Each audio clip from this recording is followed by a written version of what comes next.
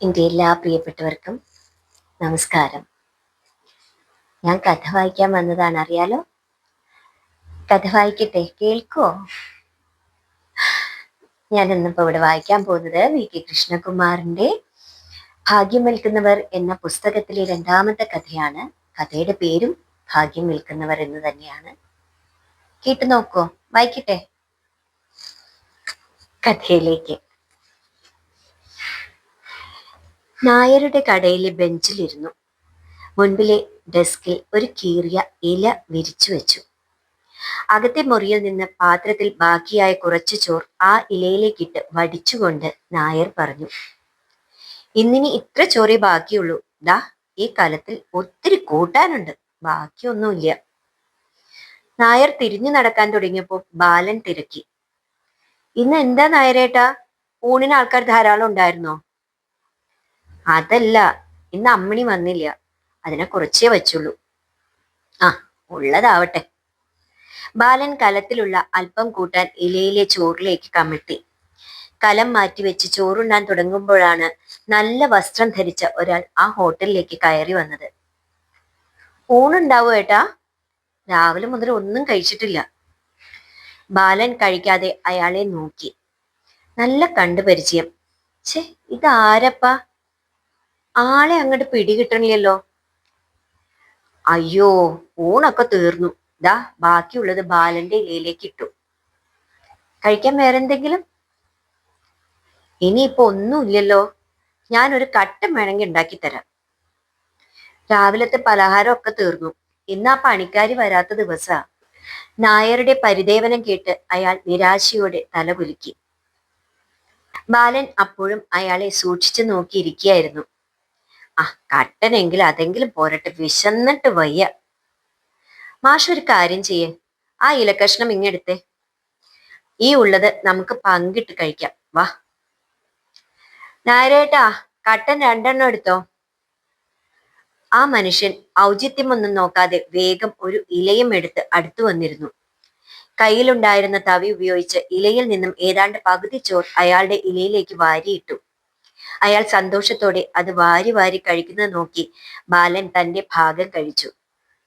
കൈ കഴുകി തിരികെ അരികത്ത് വന്നിരിക്കുമ്പോൾ അയാൾ ബാലനോട് ചോദിച്ചു, ഇന്ന് ചേട്ടന് ഭൂതം ഭാവി നോക്കാൻ ആരും വന്നില്ലേ? ബാലൻ ഒന്ന് ഞെട്ടി. ഹൈ, ഇയാളിതെങ്ങനെ അറിഞ്ഞു? ഇല്ല, അത് നിങ്ങൾ എങ്ങനെ? ചേട്ടൻ എന്നെ മനസ്സിലായില്ലേ? ഒന്ന് സൂക്ഷിച്ചു നോക്കിക്കേ. ബാലൻ അയാളെ അടിമുടി നോക്കി. നല്ല കണ്ടുപരിചയം തോന്നുന്നുണ്ട്, പക്ഷേ ഞാൻ ചേട്ടന്റെ എതിരെ ദിവസവും ഇരിക്കുന്ന ആളാ. ബാലൻ വീണ്ടും ഞെട്ടി. കഴിഞ്ഞ 3-4 ദിവസമായി താൻ ഇരിക്കുന്നതിന്റെ എതിർവശത്ത് ഒരു പിച്ചക്കാരൻ. അയാൾ ഇയാളാണോ? പക്ഷെ ഇയാൾക്ക് മുഖത്ത് പൊള്ളിയ പോലെ പാടുകളൊന്നും ഇല്ലല്ലോ. മാത്രമല്ല നല്ല മുണ്ടും ഷർട്ടും ആണല്ലോ. മറ്റേയാൾ കീറിയ ഒരു ബനിയനും കറുത്തു മുഷിഞ്ഞ ഒരു പാൻറ്റും. അയാൾ എങ്ങനെ ഇയാളാകും? നായർ കൊണ്ടുവച്ച കട്ടൻ ഊതി കുടിക്കുന്നേരം അയാൾ പറഞ്ഞു, ചേട്ടൻ സംശയിക്കേണ്ട, ആ പിച്ചക്കാരൻ ഞാൻ തന്നെയാ. അപ്പോൾ കാണുന്ന രൂപം ചെറിയൊരു മേക്കപ്പാ. ജീവിക്കണ്ടേ ഏട്ടാ? അയാൾ ചിരിച്ചപ്പോ കൂടെ ചിരിക്കാനേ ബാലന് കഴിഞ്ഞുള്ളൂ. പുരാതനവും പ്രസിദ്ധവുമായ ഒരു ക്ഷേത്രവും അതുപോലെ തന്നെയുള്ള ഒരു പള്ളിയും നിലനിൽക്കുന്ന ഒരു കവല. അമ്പലത്തിൽ ഉത്സവം കൊടികയറി. ഇനി 6 ദിവസം നല്ല തിരക്കായിരിക്കും. നാട്ടുംപുറമല്ലേ, ഈ പ്രദേശത്തെ ഒട്ടുമുക്കാൽ വീട്ടിൽ നിന്നും, എന്തിന് അന്യദേശത്തു നിന്നും ആളുകൾ ഇവിടെ തൊഴാനെത്തും. പള്ളിയുടെ കാര്യവും അങ്ങനെ തന്നെ. ഞായറാഴ്ച 4 കുർബാന, പിന്നെ മാസത്തിലെ 2-ാം ശനിയാഴ്ച പ്രത്യേക പ്രാർത്ഥന എന്ന് വേണ്ട. പുതിയ അച്ഛൻ വന്നതിൽ പിന്നെ എന്തെങ്കിലുമൊക്കെ പരിപാടികൾ എല്ലാ ആഴ്ചയും ഉണ്ടാവും. അതിനൊക്കെ വിശ്വാസികളുടെ ഒഴുക്കാണ്. അമ്പല കമ്മിറ്റിക്ക് വെറുതെ ഇരിക്കാൻ പറ്റുമോ? അവരും തുടങ്ങി ഓരോരോ വിശേഷാൽ പൂജകൾ, ആഘോഷങ്ങൾ, എന്തിനു പറയുന്നു. ഇപ്പോ ഈ കവല നല്ല തിരക്കുള്ള സ്ഥലമായി.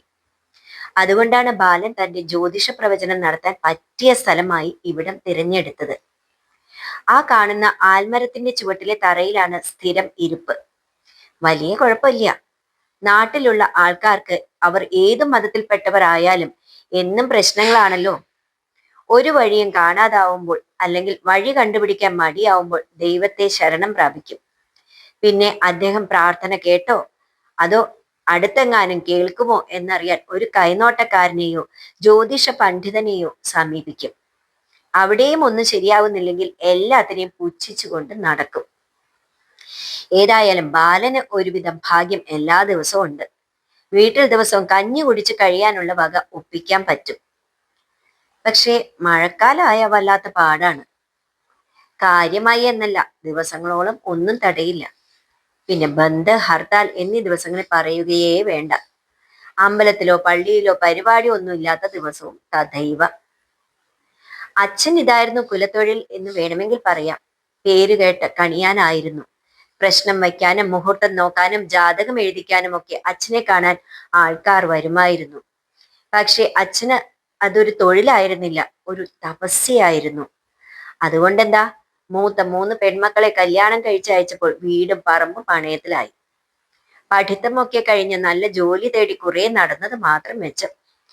അച്ഛൻ കവടി നിരത്തുന്നതും ആൾക്കാരുടെ ഭാവി പ്രവചിക്കുന്നതും കേട്ടിരിക്കുമ്പോൾ പുച്ഛമാണ് തോന്നാറ്.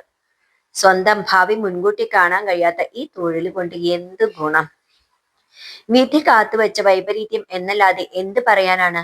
അന്നൊരിക്കൽ എന്തിനു കൊള്ളാം എന്ന് വിചാരിച്ചിരുന്ന കവടിപ്പലകയും കരുക്കളും ഇന്ന് തന്റെ ജീവിതം കൊണ്ട് കളിക്കുകയാണ്. വാദം വന്ന കിടപ്പിലായ അച്ഛനും പണിയൊന്നും എടുക്കാൻ വയ്യാതായ അമ്മയ്ക്കും കെട്ടിയോൻ ഉപേക്ഷിച്ച ഇളയ പെങ്ങൾക്കും ഒരു നേരത്തെ ആഹാരത്തിനുള്ള വകയായി.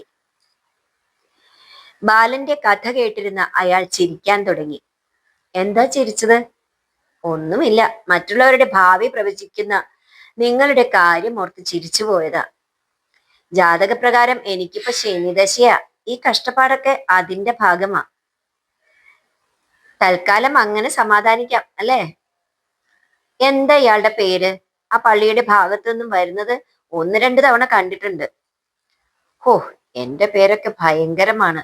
കേട്ടാൽ ഒരു അബ്കാരി മുതലാളിയാണെന്നോ കള്ളക്കടത്തുകാരനാണെന്നോ ഒക്കെ തോന്നും. വിൻസെന്റ് ഗോമസ്. അപ്പന് മോഹൻലാലിനോട് വല്ലാത്ത കമ്പമായിരുന്നു. പുള്ളിയുടെ ഒരു സിനിമയിലെ പേര് എനിക്ക് അങ്ങോട്ട് ഇട്ടു. പക്ഷെ ആ പടത്തിലെ മോഹൻലാലിനെ പോലെ ആയില്ല എന്ന് മാത്രം. രണ്ടുപേരും ചിരിച്ചു. ആൽമരത്തണലിൽ വിശ്രമിക്കുമ്പോൾ വിൻസെന്റ് അയാളുടെ ചരിത്രം പറഞ്ഞു. അപ്പന് മരപ്പണിയായിരുന്നു. നല്ല കാശ് കിട്ടും. പക്ഷെ മുടിഞ്ഞ കുടി, അതിനൊത്ത കുറെ കൂട്ടുകാരും. ഞാൻ പഠിച്ച് നല്ല നിലയിലെത്തണം എന്ന ഒരേ ഒരു ആഗ്രഹമേ അമ്മച്ചിക്ക് ഉണ്ടായിരുന്നുള്ളൂ. കോളേജിൽ ഡിഗ്രിക്ക് പഠിക്കുന്ന കാലം അപ്പൻ ഏതോ വലിയ കെട്ടിടത്തിന്റെ പണിക്കിടയിൽ മുകളിലത്തെ നിലയിൽ നിന്നും താഴെ വീണു. 3 മാസം ആശുപത്രിയിൽ. പിന്നെ വീട്ടിൽ കൊണ്ടുവന്നു. ഉഴിച്ചിലും കുഴമ്പിടലും ഒക്കെയായി കുറെ ചികിത്സിച്ചു. പക്ഷെ എഴുന്നേറ്റിരുന്നില്ല. ഇതിനിടയിൽ ചേച്ചി ഒരു ചെത്തുകാരൻ പരമേശ്വരന്റെ കൂടെ ഒളിച്ചോടിപ്പോയി. അത് അമ്മയ്ക്ക് വലിയ ആഘാതമായി. അതോടെ അമ്മ ആരോടും മിണ്ടാതെയായി. ഇടയ്ക്ക് ഒറ്റയ്ക്കിരുന്ന് എന്തൊക്കെയോ പിറുപിറുക്കുന്നത് കേൾക്കാം. ഒരനിയത്തിയുണ്ട്. പക്ഷെ നടക്കാൻ പ്രയാസമാണ്. ചെറുപ്പത്തിലേ വന്ന എന്തോ ഒരു പനി. വായ ഒരു വശത്ത് കോടിയ പോലെയാണ്. സംസാരിക്കുന്നത് എന്താണെന്ന് മനസ്സിലാക്കാൻ ബുദ്ധിമുട്ടാ. വീട്ടിലെ കാര്യങ്ങൾ പ്രയാസമായതോടെ എന്റെ പഠിത്തം മുടങ്ങി. പല പണികൾ നോക്കി, ഒന്നും അങ്ങോട്ട് ശരിയാവുന്നില്ല. ദൂരെ എവിടേക്കെങ്കിലും പോകാമെന്ന് വെച്ചാൽ വീട്ടിലെ സാഹചര്യം ഇതല്ലേ. പോകാനാണ് മനസ്സ് വരുന്നില്ല. ഒരിക്കൽ ഈ പള്ളിമുറ്റത്ത് വന്നപ്പോൾ വിശപ്പ് കാരണം തളർന്നിരുന്നു പോയി. ആ ഇരിപ്പ് കണ്ടപ്പോ പള്ളിയിൽ വന്ന കുറച്ചുപേർ നാണയത്തുട്ടുകളും മുഷിഞ്ഞ 1-2 നോട്ടുകളും നീട്ടി. കത്തിക്കാളുന്ന വിശപ്പ് ദുരഭിമാനത്തെ തട്ടി ദൂരെ എറിഞ്ഞു. അന്ന് തോന്നിയ ഐഡിയയാണ് ഈ ഭിക്ഷക്കാരന്റെ വേഷം. പിന്നെ സംഗതി ഒന്നുകൂടെ ഉഷാറാക്കാൻ അല്പം മേക്കപ്പ് കൂടി ആയി. പരിചയക്കാർ വല്ലവരും കണ്ടാൽ ഒറ്റയടിക്ക് എന്നെ തിരിച്ചറിയണ്ട എന്ന് കരുതി. അപ്പോ ചെറിയൊരു ദുരഭിമാനം ബാക്കി കിടപ്പുണ്ട്, ബാലൻ ഒരു പുഞ്ചിരിയോട് പറഞ്ഞു. വിൻസെന്റ് ഗോമസ് മെലിഞ്ഞത് നാട്ടുകാരറിഞ്ഞാൽ അത് മലയാള സിനിമയ്ക്ക് ക്ഷീണം അല്ലേ മാഷേ? രണ്ടുപേരും ചിരിച്ചു. പിന്നെ അതൊരു പതിവായി. ഒന്നുകിൽ നായരുടെ കടയിൽ ആൾത്തിരക്കില്ലാത്ത നേരത്ത്, അല്ലെങ്കിൽ പള്ളിയുടെ തെക്കേ വശത്ത് ആ വലിയ മാവിൻ ചുവട്ടിൽ, അങ്ങനെ എവിടെ വെച്ചെങ്കിലും അവർ അല്പനേരം സംസാരിച്ചിരിക്കും. കവലയിൽ തിരക്കുള്ളപ്പോഴോ പള്ളിയിലെയോ അമ്പലത്തിലെയോ പരിപാടികൾക്കിടയ്ക്കോ അങ്ങനെ കാണാനൊന്നും നേരം കിട്ടില്ല. പിടിപ്പത് പണിയുണ്ടല്ലോ. പരസ്പരം കാണുമ്പോൾ രണ്ടുപേരും വീട്ടുവിശേഷങ്ങൾ ചോദിക്കും. രണ്ടുപേരുടെ വീട്ടിലും എന്നും സങ്കടം മാത്രമല്ലേ വിരുന്നുകാരായി വരാറുള്ളൂ. അതുകൊണ്ട് തന്നെ അവർ മനഃപൂർവ്വം ഇപ്പോൾ അതിനെക്കുറിച്ചൊന്നും സംസാരിക്കാറില്ല. എന്നും കവലയിലെ സംഭവങ്ങൾ തന്നെ സംസാരിക്കാനുണ്ടല്ലോ. ഒരു ദിവസം പള്ളിയുടെ മുന്നിൽ വെച്ച് ഒരു ആക്സിഡന്റ് ഉണ്ടായി. വില കൂടിയ ഒരു കാർ അമ്പലത്തിന്റെ ഭാഗത്തെ വളവ് തിരിഞ്ഞു വന്നതും മറ്റേ വശത്തു നിന്നും വന്ന ഒരു സ്കൂട്ടർ പോയി ഇടിച്ചു. സ്കൂട്ടർ ഓടിച്ചിരുന്ന യുവതി തെറിച്ചു വീണത് വിൻസെന്റ് ഭിക്ഷയാചിച്ചിരിക്കുന്ന സ്ഥലത്തേക്കായിരുന്നു. അവരെ പിടിച്ചെണീപ്പിക്കാൻ എഴുന്നേറ്റ് വന്ന അയാളെ ആ സ്ത്രീ തട്ടിമാറ്റി. ഛീ, അശ്രീകരം, മാറി നിൽക്ക്. അവർ സ്വയം എഴുന്നേറ്റ് വന്നപ്പോഴേക്കും കാർ ഓടിച്ചിരുന്ന ചെറുപ്പക്കാരൻ ഓടി വന്ന് അവരെ സഹായിച്ചു.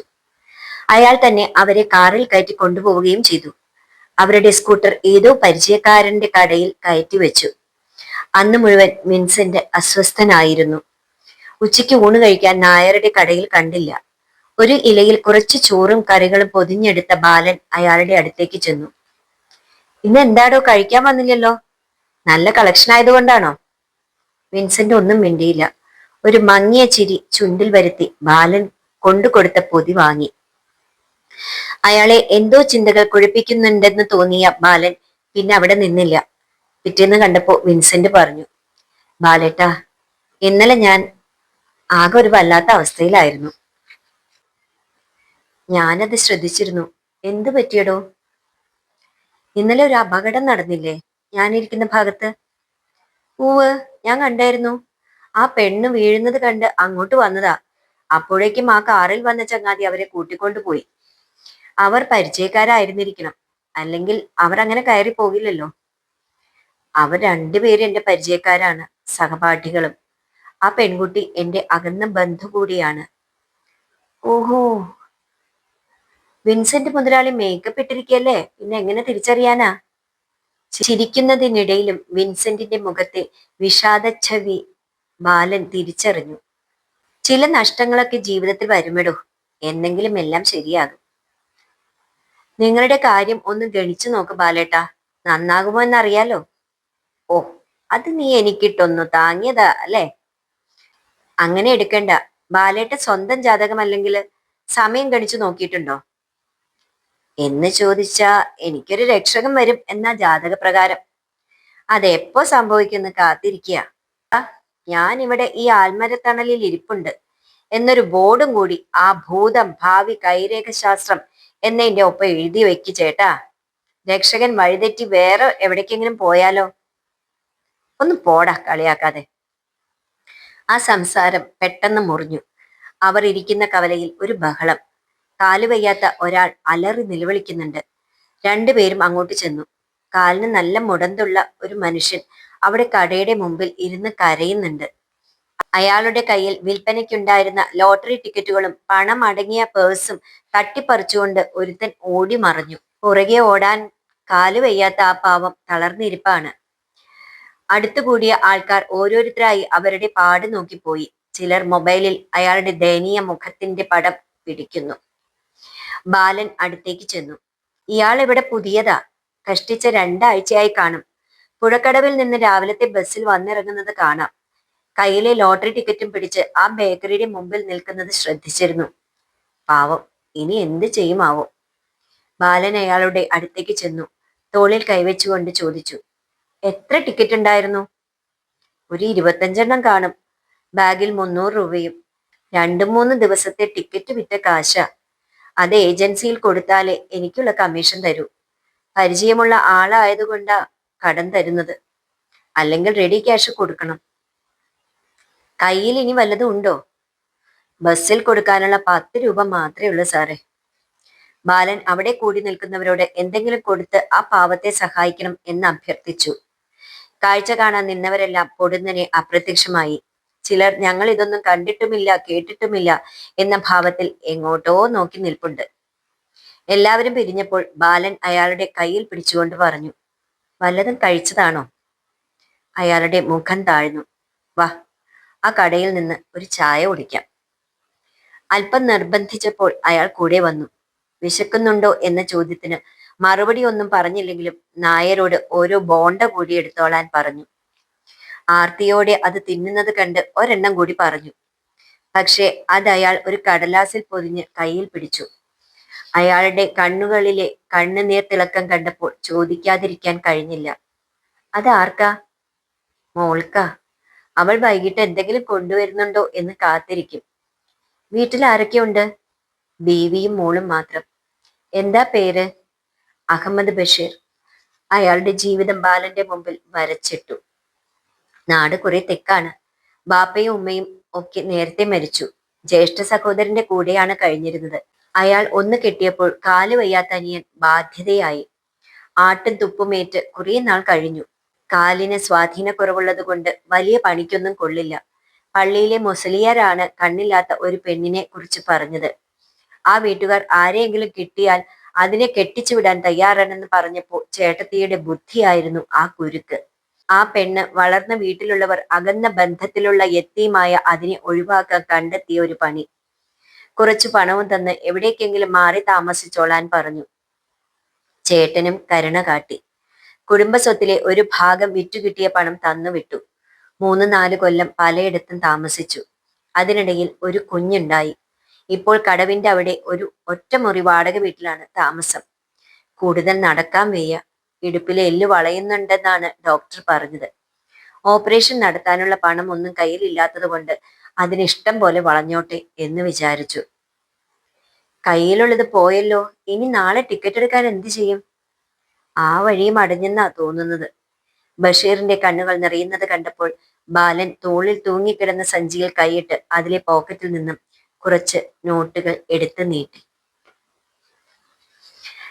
കഥയുടെ 1-ാം ഭാഗം ഇവിടെ അവസാനിക്കുകയാണ്.